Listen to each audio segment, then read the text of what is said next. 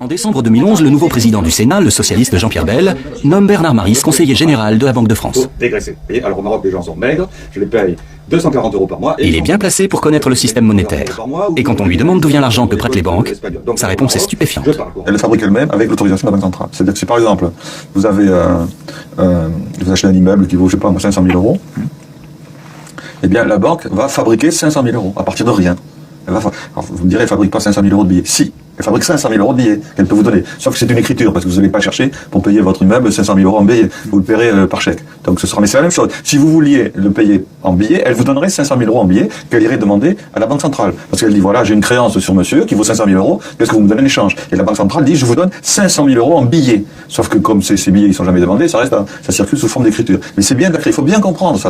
Quand on a compris ça, on a tout compris la monnaie. C'est que la banque fabrique à partir de rien de l'argent. C'est le métier de banquier. La banque crée ex nihilo de l'argent. Ça, c'est quelque chose qui est très difficile à comprendre. Je répète, s'il vous plaît, faites attention à vous. Et je veux alerter personne, mais c'est très dangereux. Nous sommes en dictature. On est pourchassés vraiment. J'appelle vraiment à ce que tout le monde partage mon message et dépêchez-vous de vous réveiller. C'est très très grave ce qui se passe. Le mouvement des Gilets jaunes ne cesse de s'amplifier. C'est un mouvement populaire à l'initiative des citoyens. Le mouvement n'accepte aucune récupération politique ou syndicale, ce qui en fait un mouvement sans chef et sans hiérarchie.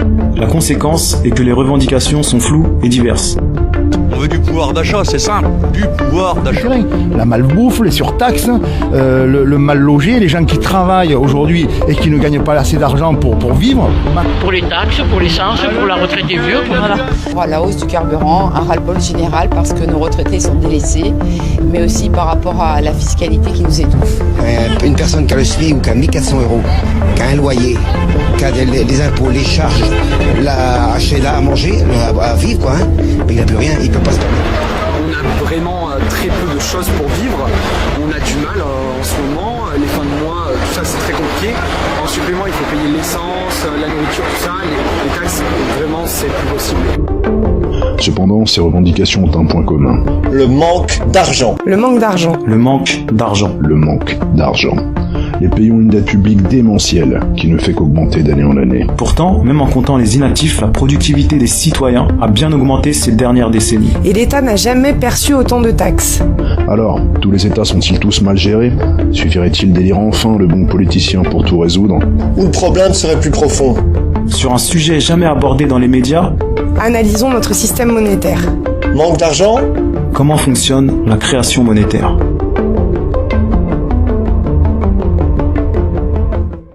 Comment fonctionne la création monétaire?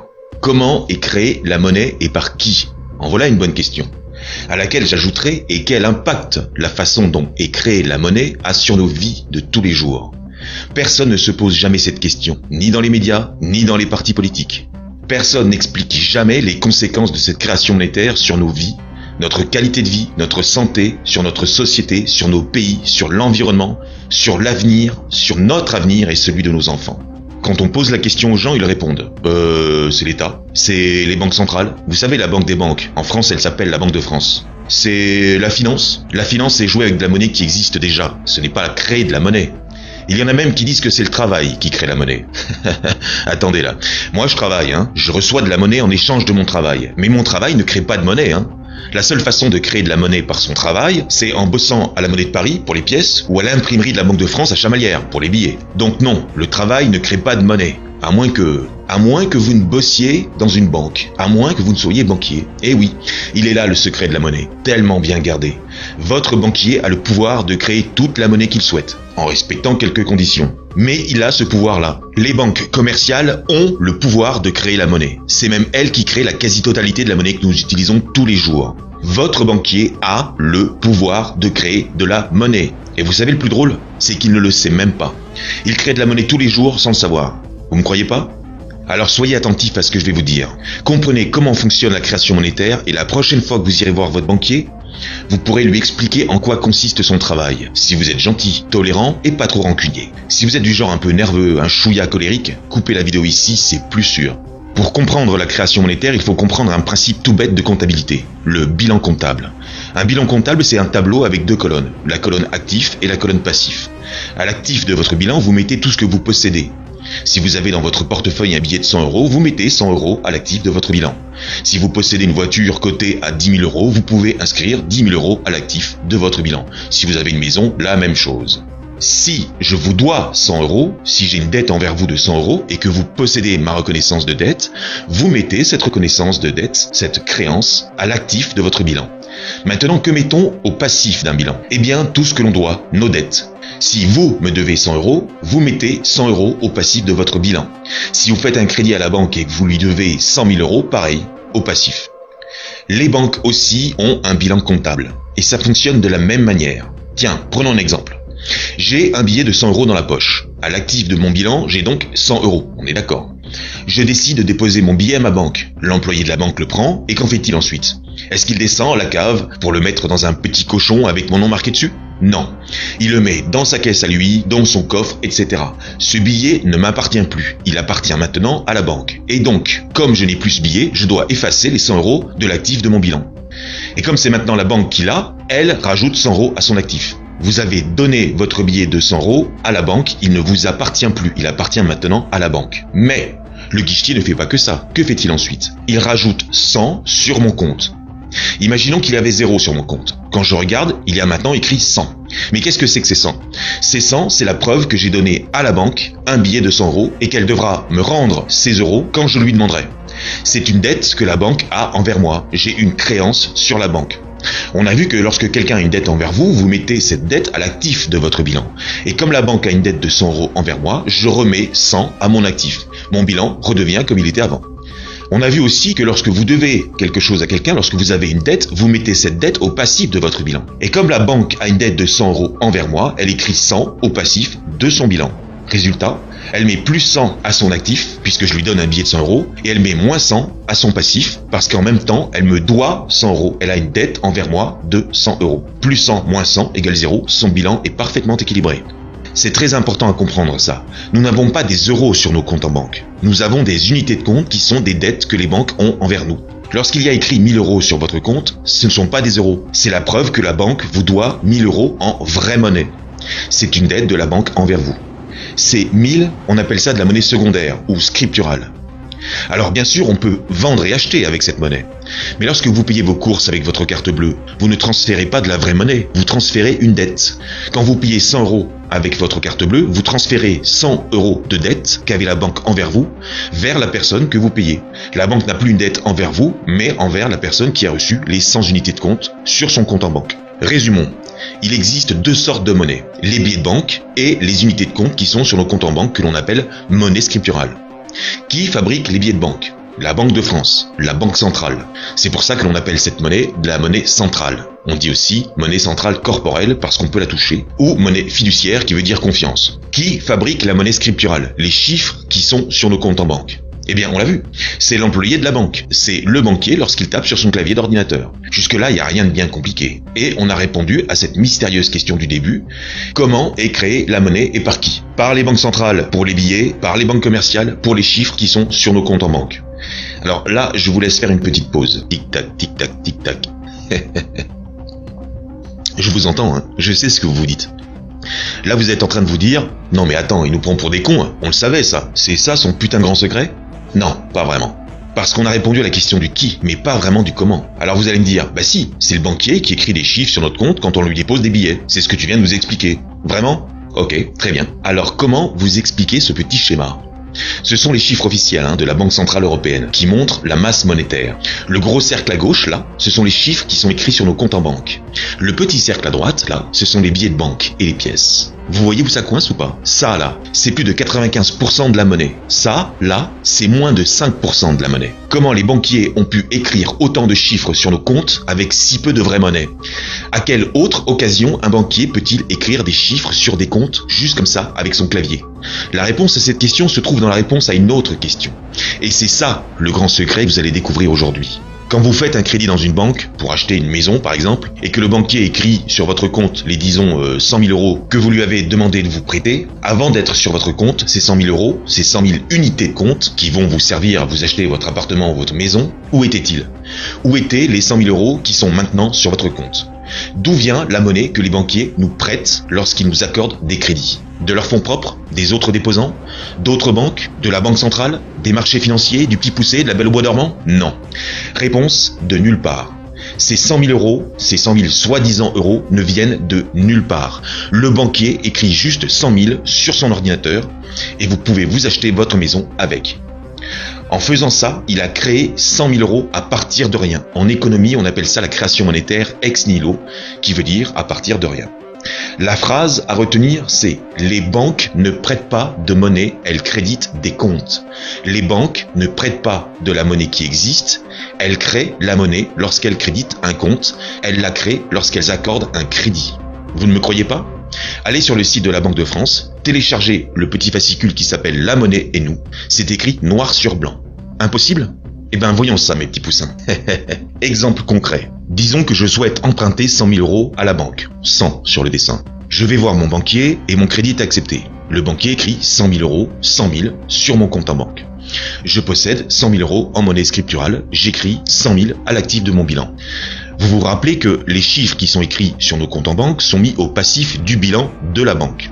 Au passif du bilan de la banque, il y a donc moins 100 000, puisque c'est une dette que la banque a envers moi. Mais, pour avoir 100 000 crédités sur mon compte, j'ai dû signer un contrat de crédit. Et ce contrat m'oblige à rembourser les 100 000 euros que j'ai reçus. J'ai donc moi aussi une dette envers la banque de 100 000 euros. Et cette dette, je la mets au passif de mon bilan. J'ai une dette envers la banque a une créance de 100 000 euros. Elle écrit à son actif 100 000. Son bilan est équilibré. 100 000 euros qui n'existaient pas avant ont été créés comme ça, juste en tapant des chiffres sur un clavier. Avec ces 100 000, je m'achète ma maison et tout le monde est content. Tout le monde est content. Attendez, on n'aurait pas oublié quelque chose? Et les intérêts? Bah oui, un crédit c'est pas gratuit, hein. Nous sommes en période de croissance, tout va bien, les taux d'intérêt sont hauts. Disons 4,5, 4,5%. Et mon crédit, je l'ai fait sur 25 ans, ou 30. Je dois donc rembourser, à la louche, 100 000 euros d'intérêt à la banque pour avoir été crédité de 100 000. J'ai donc une dette de 200 000 euros. 100 000 de principal plus 100 000 d'intérêt. À mon actif, j'ai donc 100 000 et à mon passif, j'ai donc 200 000. Et inversement, la banque a 200 000 à son actif et 100 000 à son passif. Quand je vais rembourser les 100 000 euros de principal, la banque va les détruire. Bah oui, puisque c'est une dette, puisque c'est de la monnaie dette. Quand j'ai fini de payer ma dette, il n'y a plus de dette, il n'y a donc plus de monnaie. Plus de monnaie dette. En économie, on parle de destruction monétaire. La banque détruit la monnaie et elle empoche les intérêts. C'est comme ça qu'elle gagne sa vie, en fabriquant de la monnaie à partir de rien et en empochant les intérêts. Vous voyez le problème? Ces 100 000 euros que le banquier a fabriqués pour moi, ils vont me coûter au total 200 000 euros. Il va falloir que je travaille toute ma vie pour rembourser un truc qui a pris 3 secondes à un banquier à fabriquer. Combien d'entre vous ont un crédit et combien d'entre vous savez cela? Comprenez bien que plus de 95% de la monnaie, c'est ce que l'on appelle de la monnaie dette. C'est de la monnaie qu'il faut rembourser et c'est de la monnaie qui nous coûte extrêmement cher. Et le plus important à comprendre, c'est que c'est de la monnaie qui, à terme, va être détruite. Seuls les intérêts restent. Vous ne voyez toujours pas le problème? Encore une fois, on a oublié de parler des intérêts. Comment fait-on pour rembourser les intérêts? Imaginons qu'il y a 0 € dans l'économie, dans la masse monétaire. On emprunte 100 milliards aux banques avec intérêt. On doit donc rembourser 100 milliards plus, disons, 50 milliards d'intérêts, par exemple. Comment fait-on pour rembourser 50 milliards avec seulement 100 milliards? Alors, certains vont me dire que c'est possible parce que les banques achètent des choses avec les intérêts qu'elles perçoivent, donc elles réinjectent de la monnaie dans l'économie. Mais ça, c'est en théorie. En pratique, oui, une petite partie des intérêts reviennent dans l'économie, mais une petite partie seulement. Dans les faits, on voit bien que nous sommes obligés de nous endetter en permanence et de façon exponentielle. On voit bien que la dette ne cesse d'augmenter. Encore une fois, la dette, c'est de la monnaie qui est créée par les banques, à partir de rien. On est donc obligé de s'endetter encore et encore pour payer les intérêts des anciens crédits. Et c'est un putain de cercle vicieux. Les politiques ne cessent de nous dire qu'il faut rembourser la dette. Mais vous savez ce qui se passerait si on remboursait toute la dette d'un seul coup? Il n'y aurait plus un seul euro sur nos comptes en banque. Il n'y aurait plus un seul euro dans la masse monétaire. La monnaie, c'est de la dette. Si on rembourse la dette, on détruit la monnaie. C'est aussi simple que ça.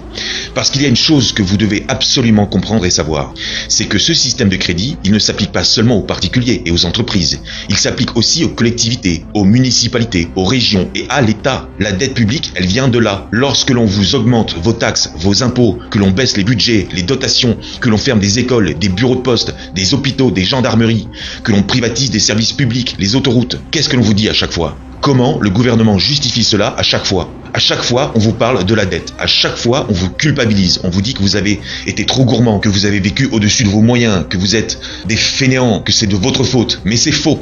La dette vient du fait qu'une poignée de banquiers a volé le pouvoir de créer la monnaie dont nous avons besoin pour vivre. Et ils s'enrichissent en nous louant cette monnaie qu'ils fabriquent à partir de rien. On vous parle souvent de privatisation. Et les Français sont majoritairement contre les privatisations. Enfin, ceux qui ne passent pas leur vie devant BFM et RMC. Mais on ne vous parle jamais de la privatisation de la monnaie. Et cette privatisation nous coûte des milliards chaque année. Vérifiez par vous-même. Tous les ans, l'État paye pour ce que l'on appelle le service de la dette, c'est-à-dire le principal plus les intérêts que l'on doit à nos créanciers. Eh bien, cette somme, le service de la dette, correspond à la totalité de l'impôt sur le revenu que l'État perçoit chaque année, plus la quasi-totalité de la TVA. Quand vous payez vos impôts et vos taxes, ce n'est pas pour les services publics, c'est pour la dette. Nous sommes tous esclaves de la banque avec un grand B. Tous, employés, ouvriers, mais même petits patrons, même grands patrons. Nous sommes tous là à nous battre pour récolter un petit peu de cette monnaie qui est rare et qui nous coûte extrêmement cher. Si on passe notre vie au travail, si on passe notre vie dans les embouteillages, si on se lève si tôt le matin, si on paye autant de taxes, c'est pour payer la dette, c'est pour payer cette monnaie que l'on loue à des banquiers privés alors qu'il serait tellement simple de la fabriquer nous-mêmes. Alors je vous entends déjà rétorquer. Oui, mais quel autre système peut-on mettre en place ? Des théories économiques, des solutions, il en existe des tas. Et certaines sont déjà en application, comme la monnaie libre par exemple. Cet été, les Suisses ont bien failli réussir une petite révolution en réformant le système bancaire, leur système bancaire, avec ce que l'on appelle l'initiative monnaie pleine, qui s'inspire d'une théorie économique qui prône le 100% monnaie centrale, c'est-à-dire qui interdit aux banques commerciales de créer de la monnaie. Il y a son équivalent en France, avec le mouvement Monnaie Juste. Est-ce que vous en avez entendu parler ? Est-ce que dans les médias, est-ce que BFM vous a parlé de l'initiative monnaie pleine suisse, un référendum qui a eu lieu cet été ? Non, personne n'en parle. C'est le sujet tabou, c'est le sujet qui n'est jamais abordé dans les médias ni nulle part ailleurs. Le mouvement des Gilets jaunes est un mouvement extraordinaire. C'est la vraie France qui se réveille, son peuple. Vous êtes en train de montrer au monde entier l'âme de notre pays, de son peuple. Nous sommes français, ça vient de franc qui veut dire libre étymologiquement. La France, c'est le peuple des hommes libres. Les Gilets jaunes se sont spontanément rassemblés sur la question de la taxe sur les carburants. Puis, les revendications se sont affinées, structurées, sur des points évidents et de bon sens. L'inaction et le mépris de nos dirigeants nous ont permis de prendre le temps de nous connaître, de nous parler et d'échanger nos idées, nos points de vue. Des gens qui depuis bien longtemps réfléchissent aux problèmes de nos sociétés, soi-disant démocratiques, se sont exprimés et leurs idées se sont propagées à tout le mouvement. On a commencé à parler de référendum, d'initiative citoyenne, de démocratie, de pouvoir au peuple. Nous vous proposons d'ajouter à vos réflexions et à vos revendications la question de la création monétaire. Nous ne devons pas sous-estimer le pouvoir de la création monétaire. Il est là le pouvoir absolu. C'est le pouvoir de la banque avec un grand B. Ce sont eux les véritables maîtres. Ce sont eux qui ordonnent, qui décident, qui dirigent. Et Macron n'est que le contre-maître. Nous devons reprendre, ou plutôt prendre le pouvoir monétaire. Il en va de notre survie, de notre avenir, de l'avenir de nos enfants.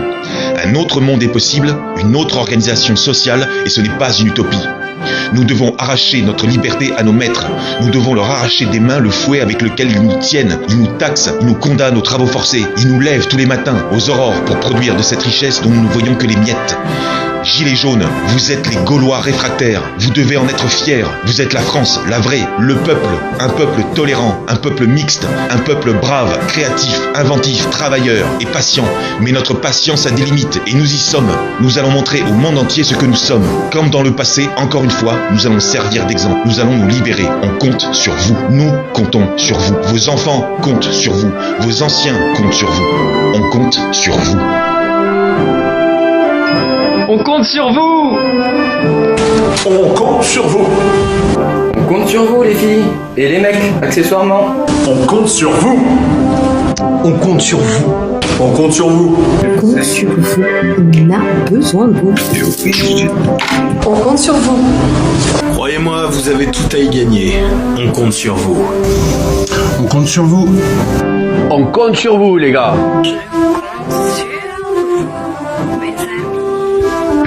On compte sur vous.